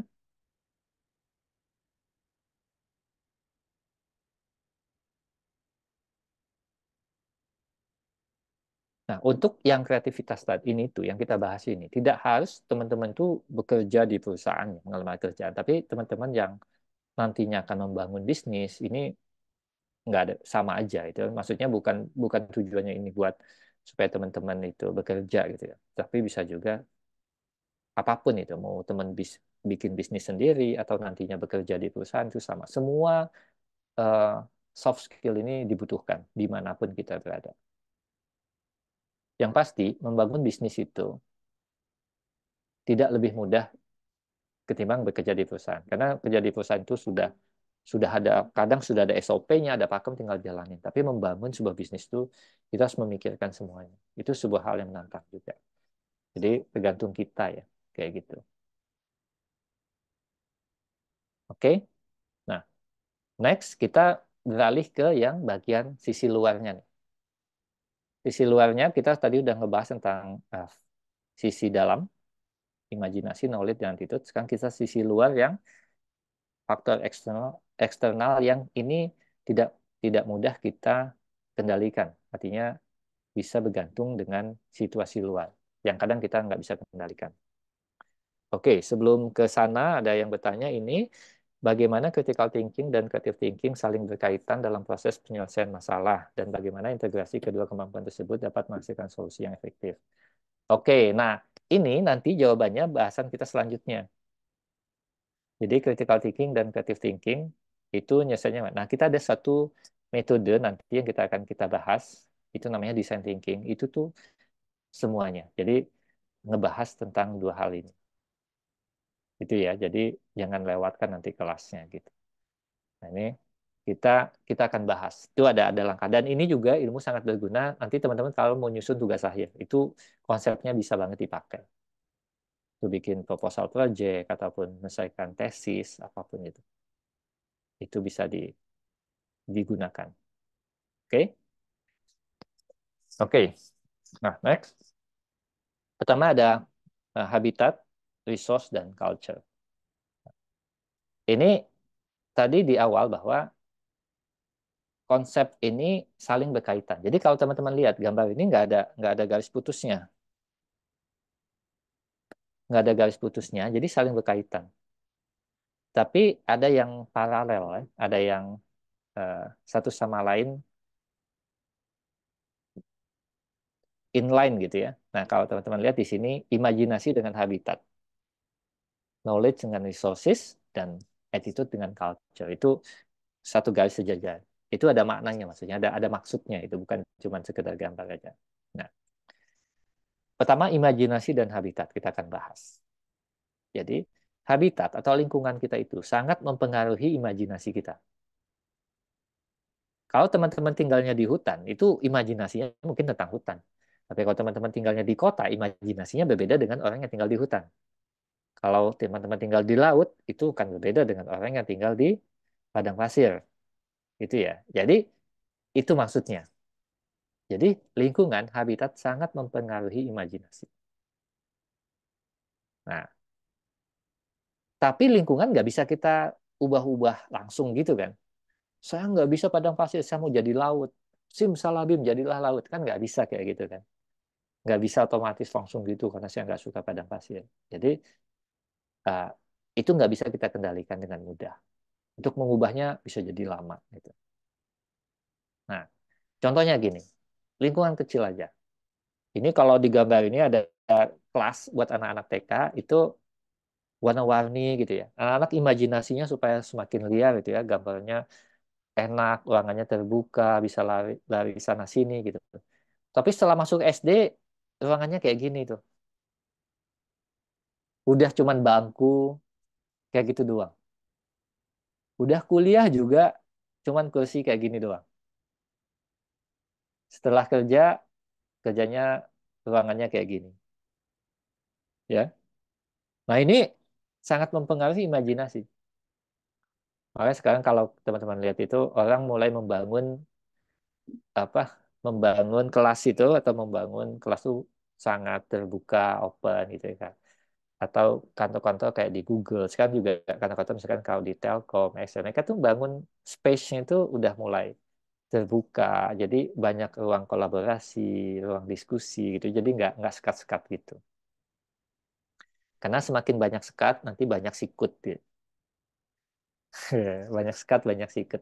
Itu kalau di dunia kerja pasti ada sekat, nanti ada sikut-sikutan gitu kan. Sekat-sekatan, sikut-sikutan itu biasa, hal biasa kalau di dunia kerja pesaing gitu kan.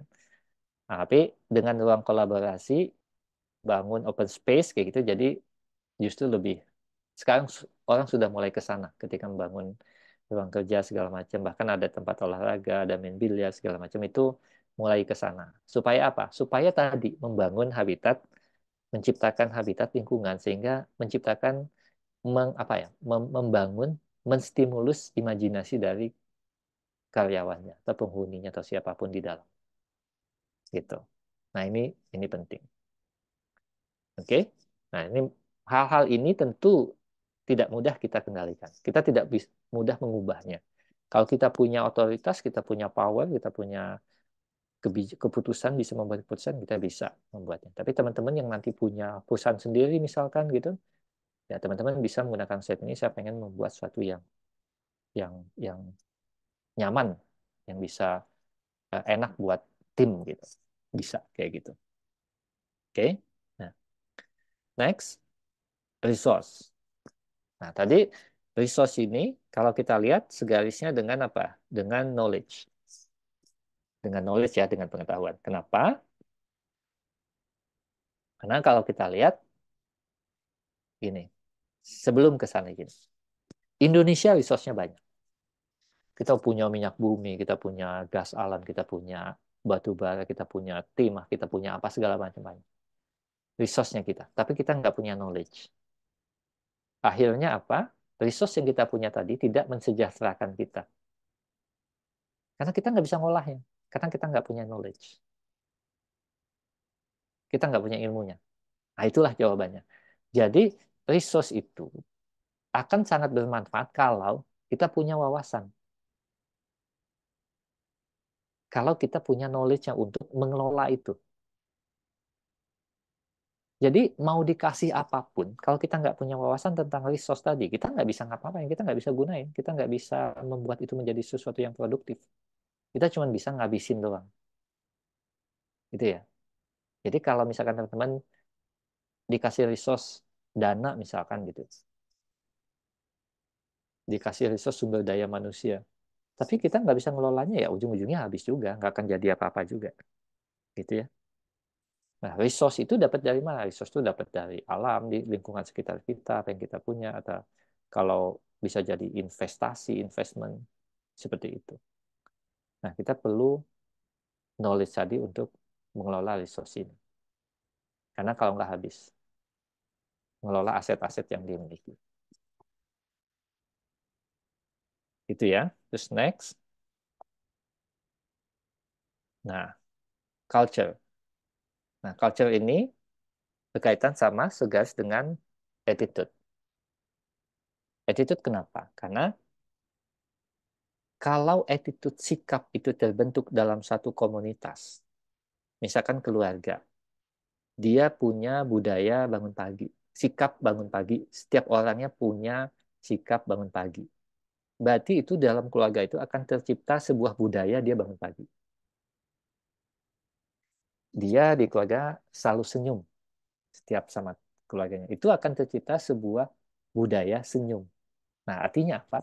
Kumpulan dari sikap-sikap ini sikap-sikap yang baik ini akan menciptakan sebuah budaya yang baik.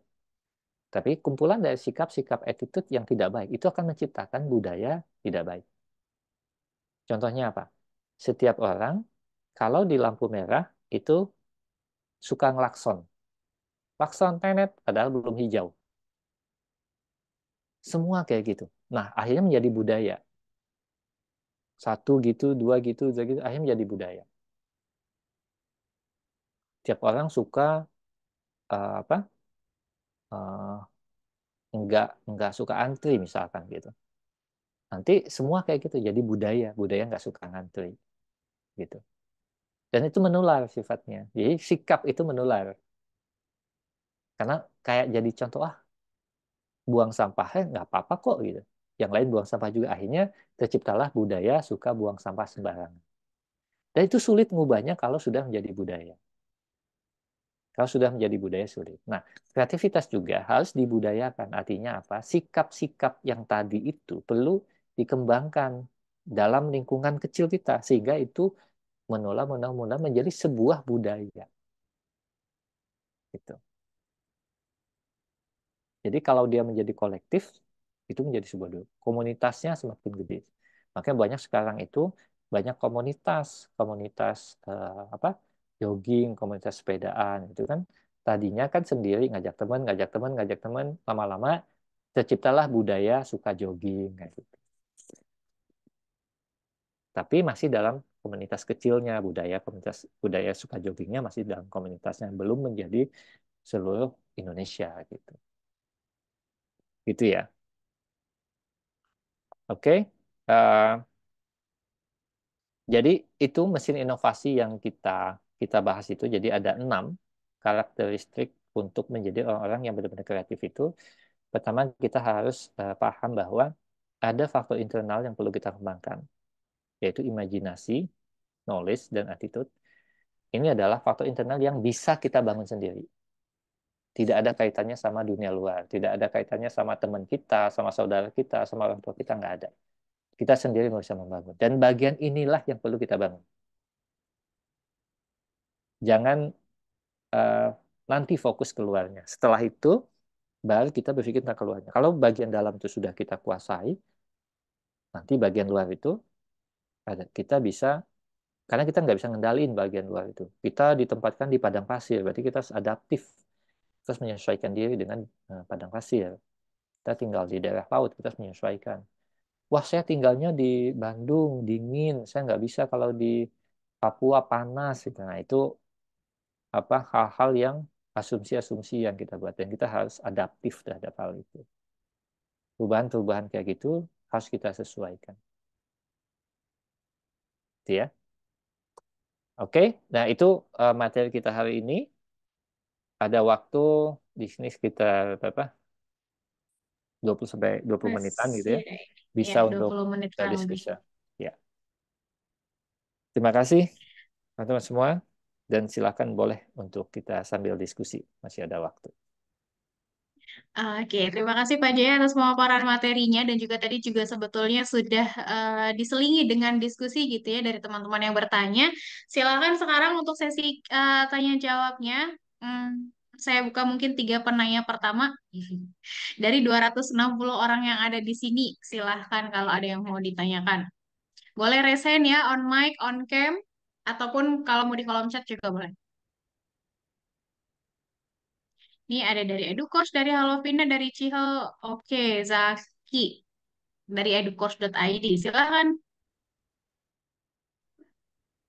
Baik, terima kasih Miss. Saya ingin bertanya pada Mr. Sanjaya. Mengenai imajinasi, tadi Mister bilang bahwa imajinasi itu merupakan sesuatu yang bisa dilatih dari kecil. Dan namun semakin kita bertumbuh, imajinasi itu semakin memudar karena sudah banyak masalah hidup.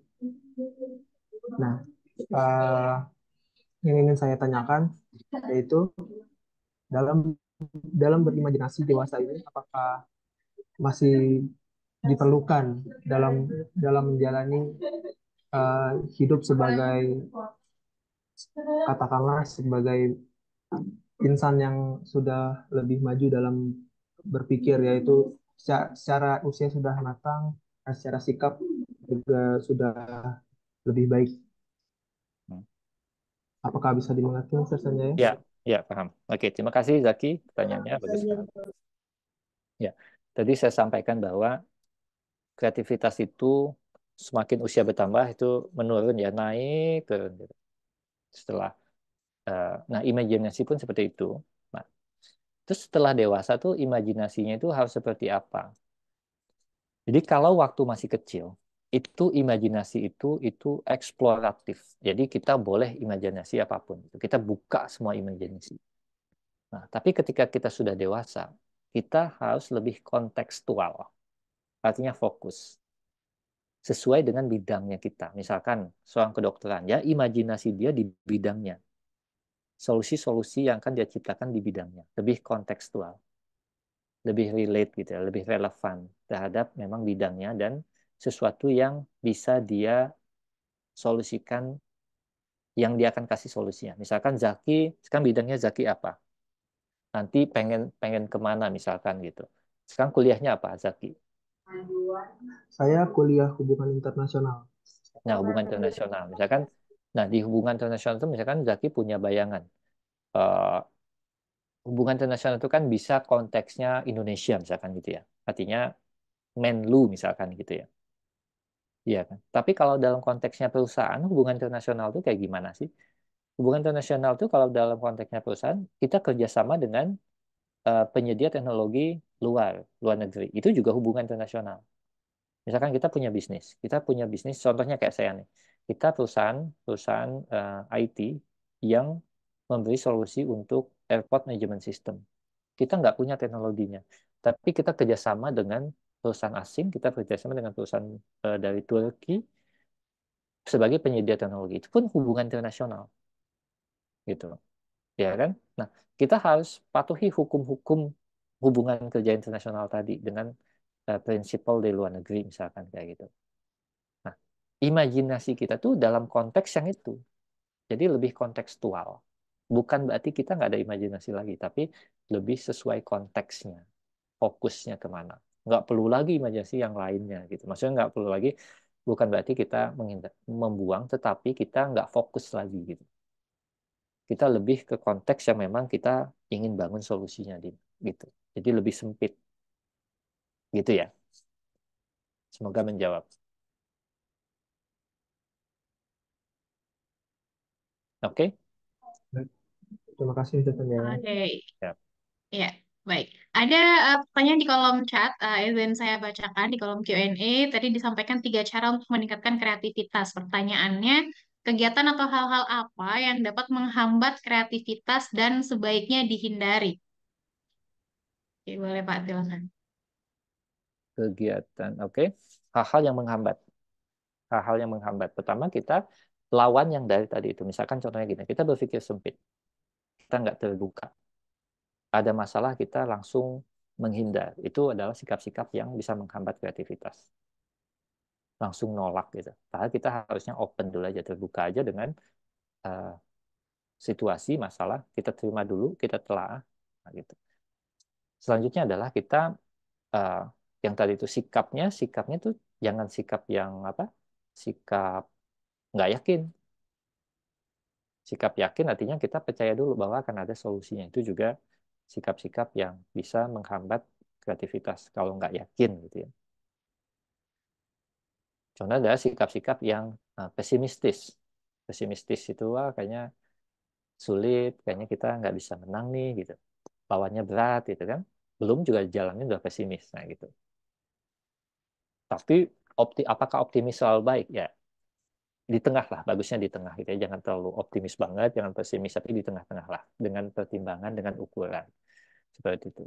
Jadi, sikap-sikap yang eh, kalau yang menghambat kreativitas, contoh lainnya adalah kita harus membiasakan untuk terbuka berkomunikasi. Itu juga bisa membangun, melatih kolaborasi. Gitu. Ada saatnya bekerja sendiri, ada saatnya kita harus bekerja secara kolaborasi. Gitu. Jadi semua itu harus eh, kita kita kita sesuaikan dalam kondisi. Dan juga menerima pendapat orang lain. Menerima pendapat orang lain itu menampung ya. Bukan, wah itu jelek tuh, jelek, pendapatnya nggak bagus, nggak kayak gitu. Tapi kita terima, kayak gitu.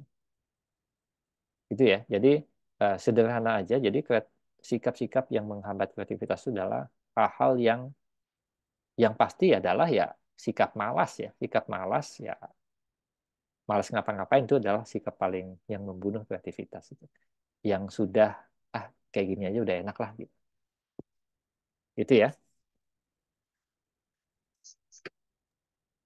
Oke, mudah-mudahan terjawab ya pertanyaannya karena tidak tertera nih ya siapa yang bertanya. Pakainya anonimus. Oke, baik pertanyaan berikutnya boleh silakan kalau ada yang mau on mic dipersilahkan.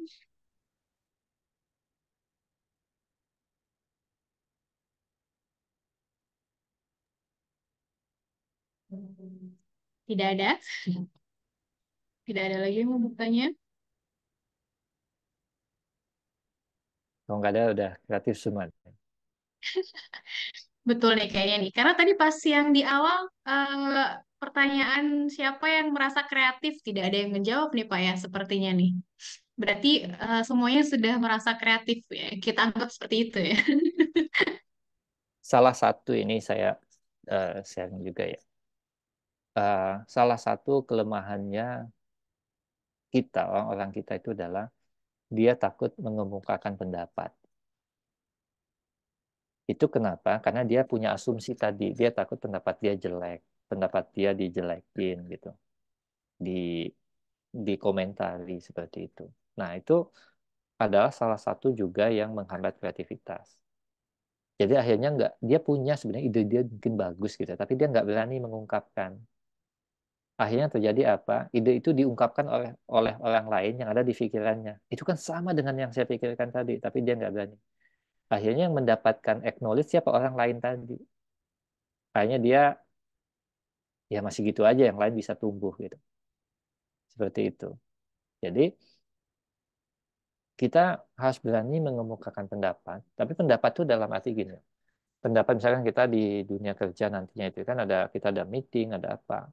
Pendapat itu bukan tujuannya untuk menguji, bukan menguji orang dia bisa jawab atau enggak, bukan, tetapi untuk membangun, membangun atau membuka sebuah wawasan atau membuka sebuah peluang atau membuka sebuah kemungkinan-kemungkinan gitu, pendapat itu. Atau pertanyaan-pertanyaannya pun untuk membuka sebuah peluang-peluang yang mungkin terjadi atau bukan untuk menguji bahwa oh idenya bagus nanti buat nguji kayak ngetes gitu untuk menjatuhkan, bukan itu ya tujuan seperti itu. Nah, kebiasaan-kebiasaan itu juga perlu dibiasakan ya kita nanti untuk berani berpendapat dalam seminar, dalam apapun gitu, ya. Berani presentasi, berani punya ide adalah suatu hal, tapi berani mempresentasikan ide adalah hal yang sangat penting.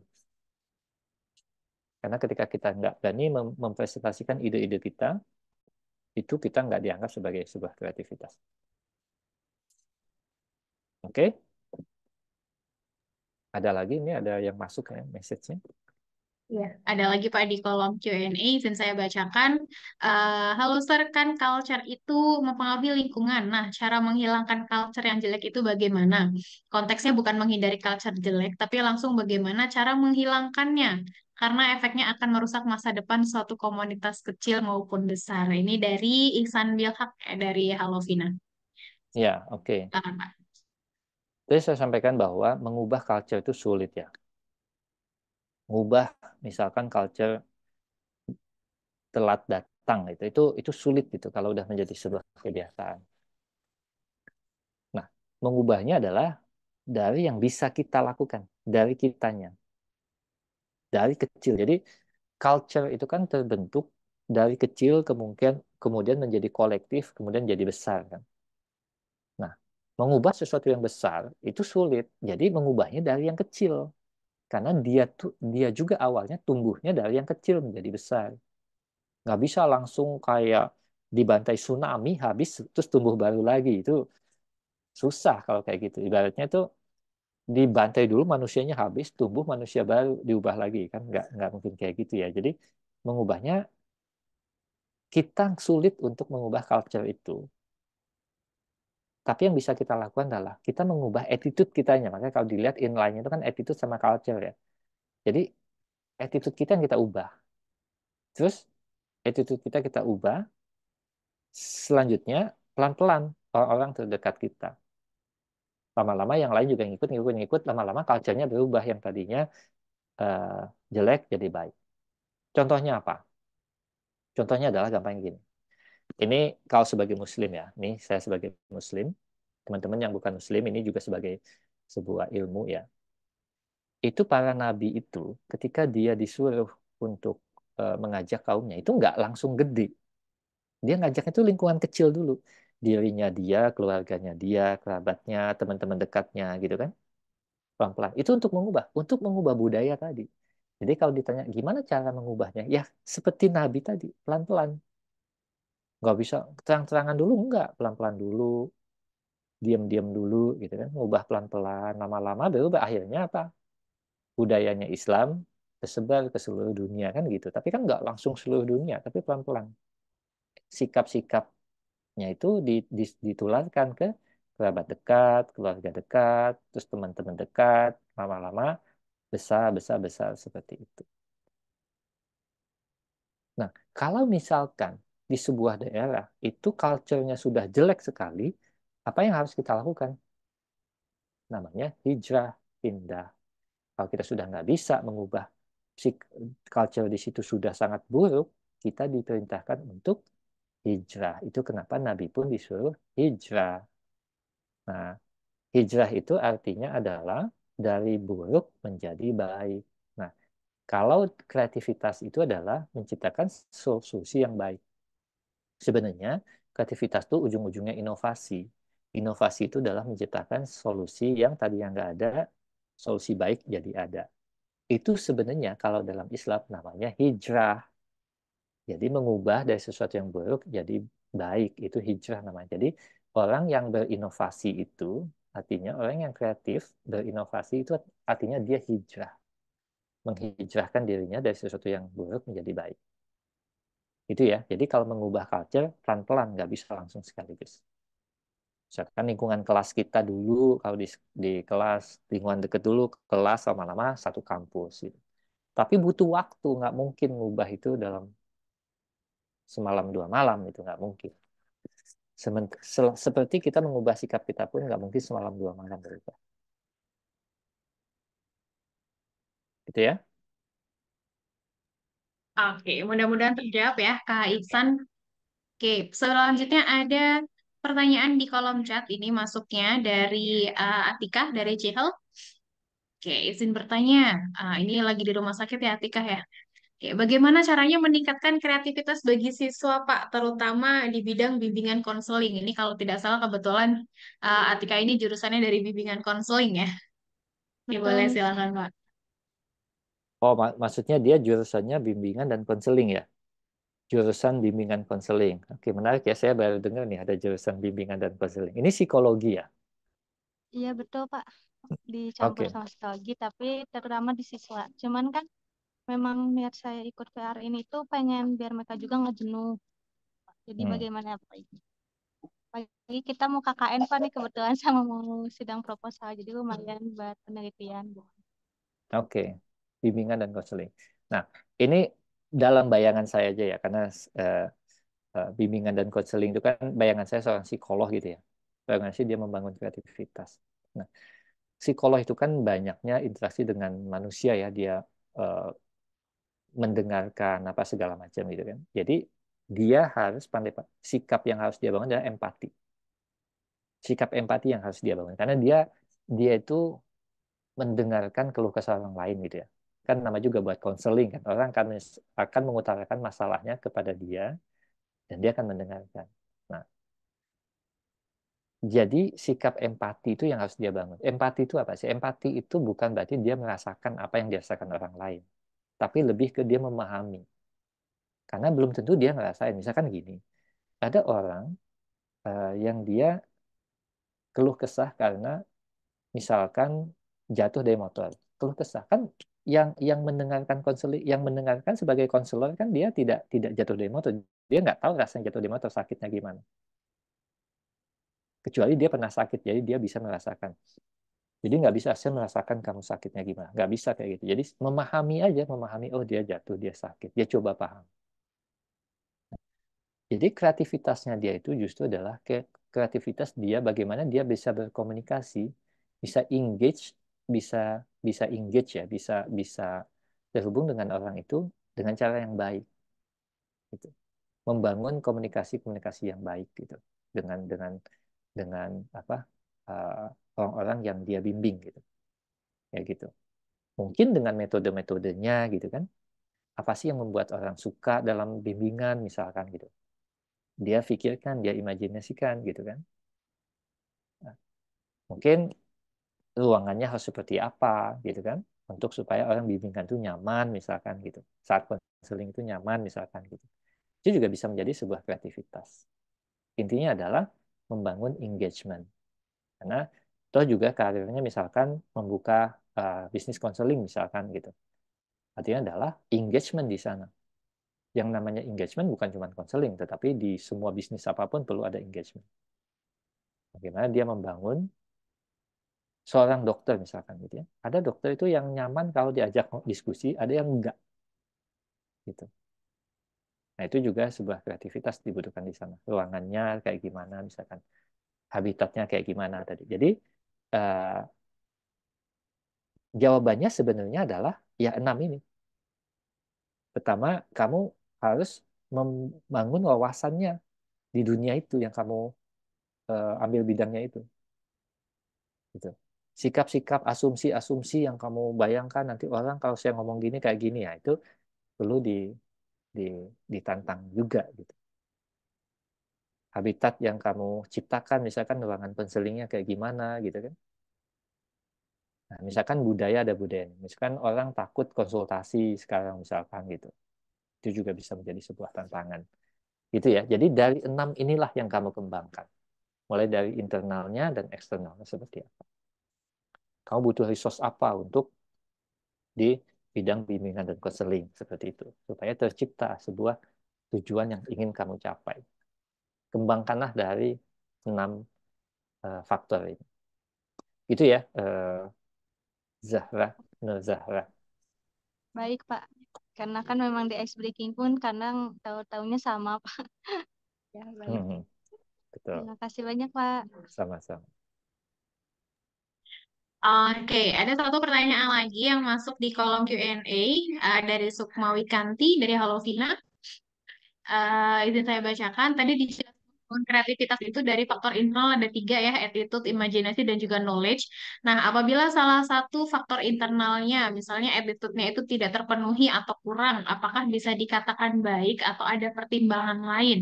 Sedangkan misalnya imajinasi dan knowledge-nya itu sudah bagus. Mungkin attitude kali ya, imajinasi dan knowledge-nya sudah bagus. Bagaimana itu, Pak? Ya, oke. Jadi ketiga hal ini memang saling terkait ya. Jadi uh, memang tidak ada faktor ukurannya ya. Nggak ada faktor ukurannya itu yang baik. Orang yang dianggap kreativitas nilai 10 itu kayak gimana, nggak ada. Kita tidak mengukur itu. Tapi ukurannya adalah solusi yang kamu ciptakan. Solusi yang kamu ciptakan itu memang berdampak dan memberi manfaat yang banyak. Itu aja. Gitu. Kalau ternyata misalkan gini, kita imajinasi bagus, knowledge-nya bagus, attitude-nya nggak baik.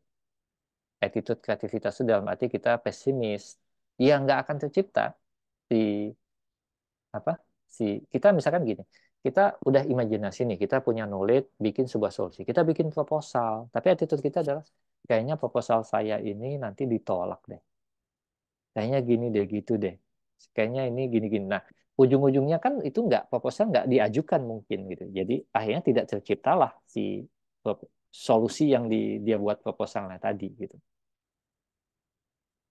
Jadi semua ini akan saling terkait, saling tergantung, tapi tidak ada ukurannya.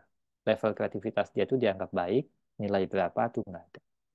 Ukurannya adalah solusi yang dia ciptakan itu berdampak. dan bermanfaat. Itu aja. Oke. Oke, mudah-mudahan terjawab ya, Kak Sukma. Ya, teman-teman yang mau bertanya,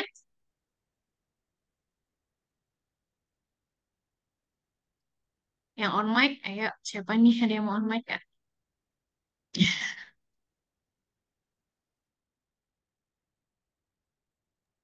Biasanya kalau mau ditutup tuh suka tiba-tiba nanti muncul nih ada pertanyaan. Ada lagi nggak teman-teman?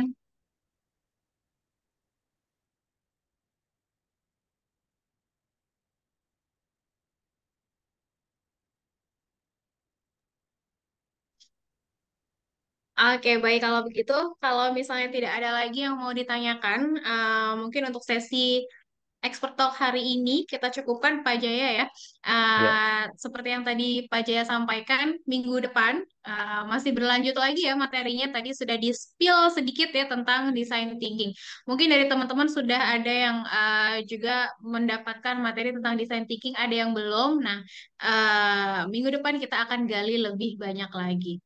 Mungkin sebelum kita tutup dari Pak Jaya, ada yang mau disampaikan sebagai closing statement untuk materi hari ini? oke, baik, terima kasih. Terima kasih teman-teman semua. Semoga apa yang disampaikan hari ini memberikan manfaat.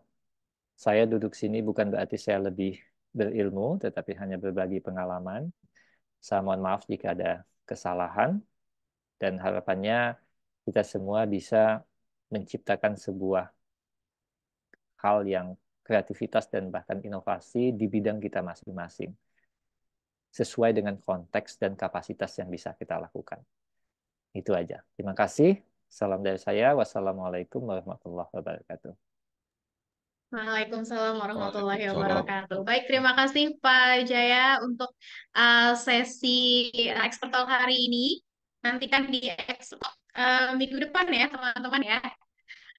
Baik, sebelum kita tutup, saya himbau jangan lupa untuk mengisi presensinya ya, baik untuk yang Edukor, Halo Vina, Citra, juga summary dari Expert Talk hari ini silakan di-submit ya sesuai dengan instruksi dari PIC masing-masing. Baik, sesi hari ini, Assalamualaikum warahmatullahi wabarakatuh.